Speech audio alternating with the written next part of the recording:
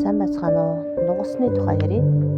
Байгалийн нугас, гизэгт нугас гэсэн хоёр зүйл нугас манай улсын улаан номонд бүртгэгдсэн байдаг. Байгалийн нугас нь биеэр жижиг 37 см байдаг. Гялалцсан ногоон цайвар шаргалт өнгөтэй гой шүү байдаг бахнэ. Харин эр нугас нь өрмөц сонин дуу гаргадаг нуур болон голын эрэг өтгөн ургамалтай жижиг нууруудад ирдэг. Манай оронд 3 сарын эцэс 4 сарын ихээр ирж 5 сарын эцэс 6 сарын ихээр нүүж өнгөрдөг.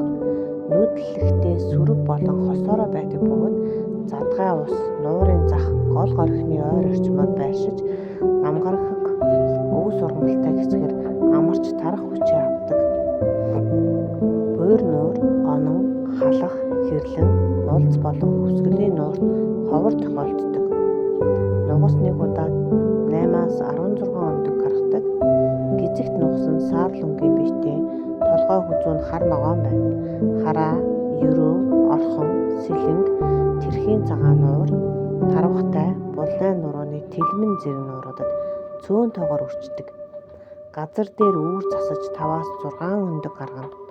Ус намгийн ургамлаар хооллон нүүдлэлийн хугацаа нь 4-өөс 5 сар хүртэл 9-өөс 10 сар хүртэл байна.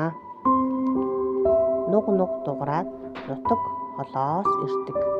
Нугдайн тугдайн шумбаад нуур усандаа жаргадаг. Дэрсгэн хөрхөн дэгдээхийгээ дагуулж хөвсөөр сургадаг. Дэлгэр сайхан улиралд өсөж үржсээр буцдаг. Баярлалаа. Илүү олон сонирхолтой амьтны талаар мэдхийг хүсвэл суугаад байгаарай.